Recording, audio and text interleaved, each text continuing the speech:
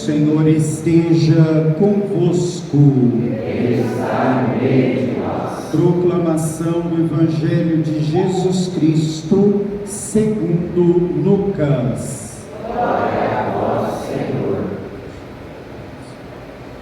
Naquele tempo, algumas pessoas comentavam a respeito do templo, que era enfeitado com belas pedras e com ofertas votivas. Jesus disse: Vós admirais estas coisas? Dias virão em que não ficará pedra sobre pedra, tudo será destruído. Mas eles perguntaram: Mestre, quando acontecerá isto? E qual vai ser o sinal de que estas coisas estão para acontecer? Jesus respondeu: Cuidado para não serdes enganados, porque muitos virão em meu nome dizendo: Sou eu, e ainda o tempo está próximo. Não sigais essa gente. Quando ouvirdes falar de guerras e revoluções, não fiqueis apavorados. É preciso que estas coisas aconteçam primeiro, mas não será logo o fim. E Jesus continuou: Um povo se levantará contra outro povo, um país atacará outro país. Haverá grandes terremotos, fomes e pestes em muitos lugares. Acontecerão coisas pavorosas e grandes sinais serão vistos no céu. Antes, porém, que estas coisas aconteçam, sereis presos e perseguidos, sereis entregues às sinagogas e postos na prisão, sereis levados diante de reis e governadores, por causa de meu nome. Esta será a ocasião em que testemunhareis a vossa fé.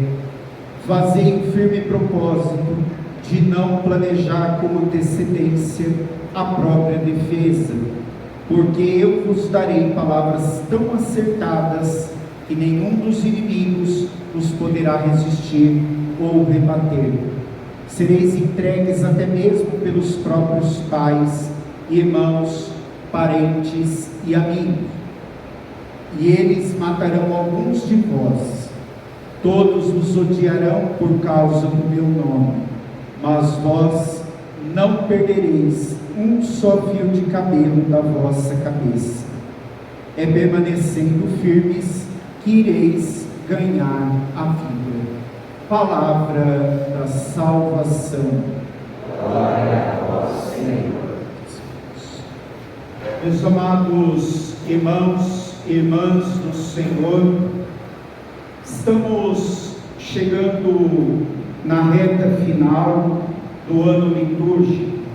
Hoje é o último domingo que a igreja se reveste do verde, do ordinário litúrgico do qual nós vamos configurando a nossa vida, à vida de Jesus Cristo.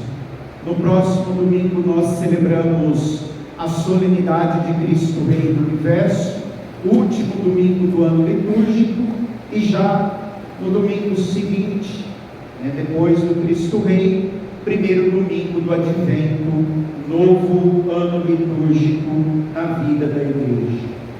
E também nós estamos às portas do final do ano civil, estamos no penúltimo mês do ano. E quando vamos chegando na reta final de alguma coisa, principalmente no final do ano, é muito importante nós entrarmos nesse tempo, nesse momento, fazendo uma avaliação da nossa vida, das nossas atitudes, de como nós agimos como um indivíduo que faz parte de uma sociedade, como nós nos comportamos como filhos de Deus, membros da Igreja de Cristo. Ou seja, essas são questões que nos ajuda a pensar como nós agimos, nós vivemos, para que nós assim possamos melhorar a partir do ano, a partir de agora, né? A nossa conversão tem que ser sempre imediata, mas que nós comecemos a mudar a nossa vida, melhorar o nosso jeito de ser. E aí, ao ouvir a liturgia desse 33º domingo do tempo comum, quando nós ouvimos a leitura primeira e o Evangelho, parece que essas duas leituras bíblicas nos assustam, porque fala-se de fim, de sinal, fala de final dos tempos, de desastre, uma série de coisas que talvez até nos cause medo. Mas tanto a leitura primeira da profecia de Malaquias como o Evangelho de Lucas fazem parte de um gênero bíblico literário que se chama apocalíptico, ou seja, é um gênero que prepara o coração, o ouvido, a mente daqueles que meditam, leem, para as coisas que aconteceram, que está acontecendo e que vão acontecer. E justamente o Evangelho, principalmente o Evangelho que nós ouvimos hoje, não é para nos assustar. Jesus não quer nos assustar, Jesus não quer colocar medo em nós. Pelo contrário, nosso Senhor quer que seja despertado em nós o espírito de vigilância, o espírito de oração, porque esse Evangelho que nós ouvimos, repito, ele já aconteceu, está acontecendo e vai acontecer. Já aconteceu. O início do Evangelho, Jesus repara as pessoas que estão reparando ali na beleza do templo, e chama a atenção dessas pessoas dizendo: dias virão que não ficará pedra sobre pedra. Ou seja, o que Jesus estava falando? As pessoas estavam olhando a beleza do templo de Jerusalém, e Jesus ali profetiza a destruição do templo. Jesus morreu no ano 33. No ano 70, Jerusalém foi invadida e o templo foi totalmente destruído, não sobrando nada. E esse momento em que o templo foi destruído, o povo judeu fica sem lugar para oferecer sacrifício. O único lugar que o judeu oferecia o seu sacrifício era no templo de Jerusalém. O templo de Jerusalém foi destruído, eles ficaram sem lugar para o sacrifício. Embora a religião judaica tenha as sinagogas, mas as sinagogas são lugares de estudo da palavra e não de oferecer sacrifício. Portanto, desde o ano 70 até hoje, o povo judeu não faz mais sacrifício, porque perdeu o seu tempo. E esse marco na religião judaica foi um momento que abalou a força judaica, porque também nessa situação o cristianismo estava crescendo, muitas pessoas estavam se convertendo ao cristianismo, e aí, com a destruição do templo, o judaísmo acaba enfraquecendo. E aí essa situação acontece e começa também a perseguição dos cristãos. Por isso que no momento em que Jesus fala, o pai entregará o filho, as famílias ficarão divididas, é por causa de um denunciar o outro, por causa dessa questão da fé, que a queda do templo de Jerusalém e o apogeu do cristianismo aconteceu e aí acabou gerando esse conflito, inclusive dentro das famílias.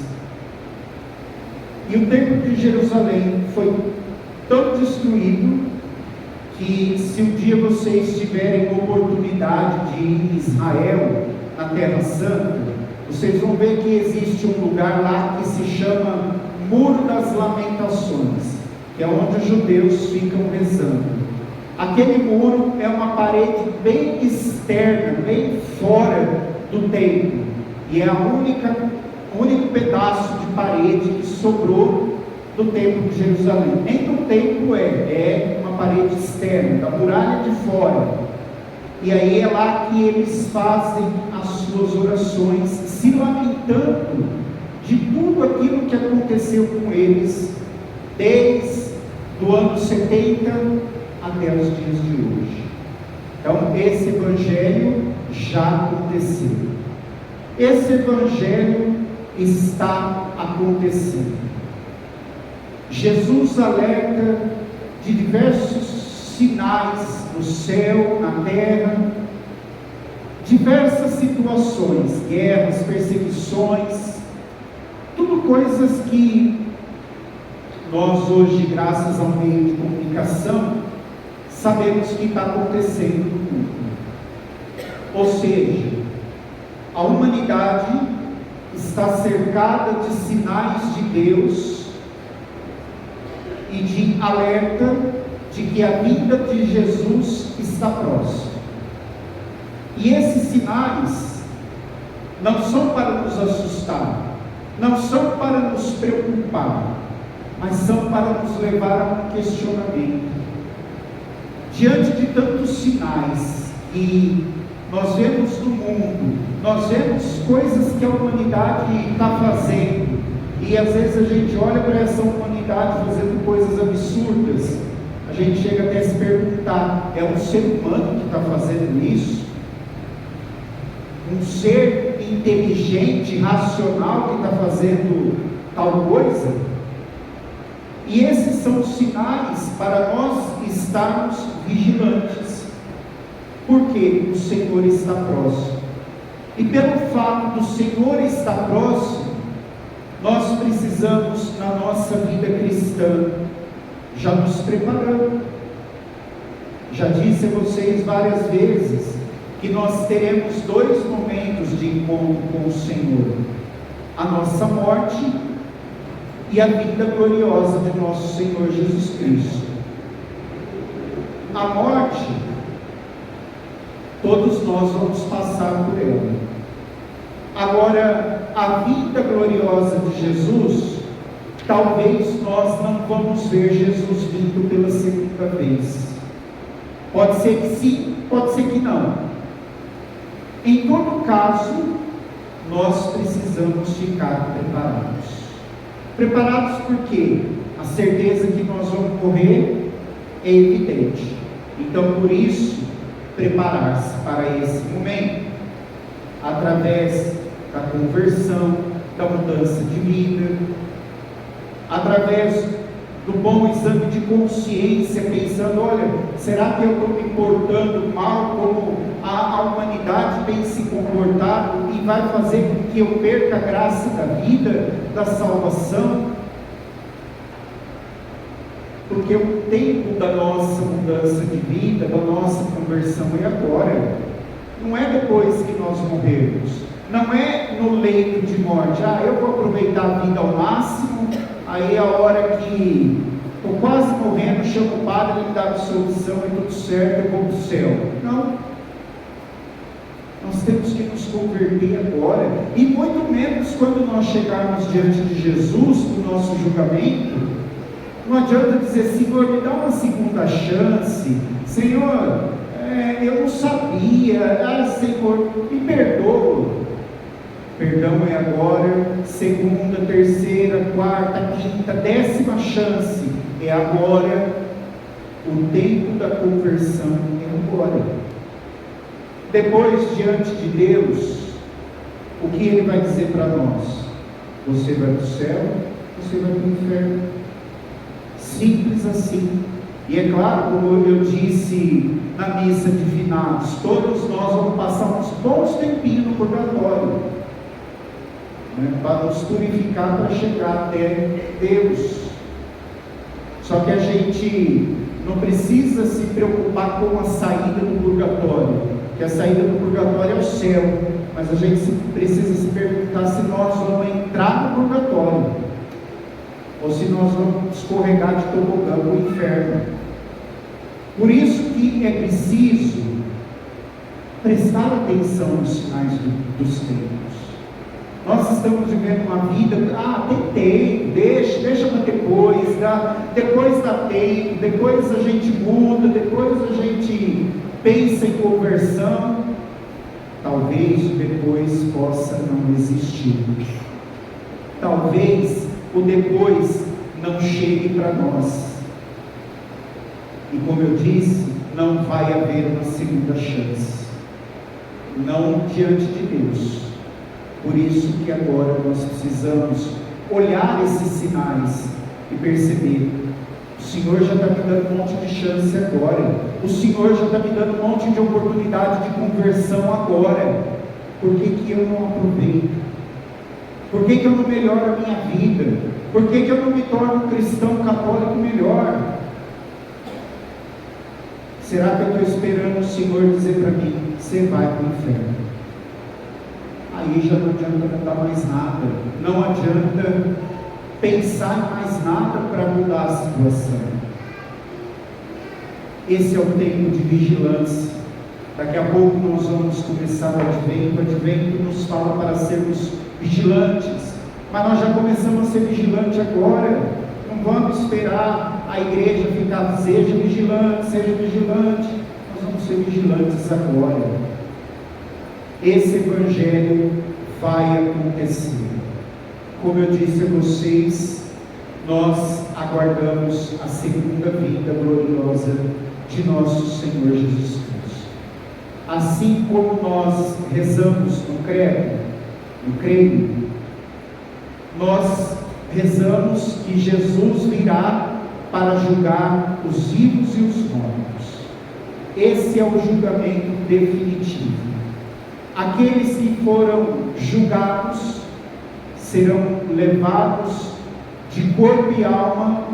Se forem dignos do céu, serão levados de corpo e alma para o céu, o corpo glorioso diante do Senhor. Se não forem dignos do céu, serão condenados eternamente à morte eterna, no inferno. E isso vai acontecer quando Jesus vier pela segunda vez. Que dia? Quando? Não sabemos. Como eu não sei, o que eu faço? Me preparo, estou atento. E a vinda de Cristo será acompanhada por sinais no céu, sinais na terra, sinais debaixo da terra, sinais no comportamento humano.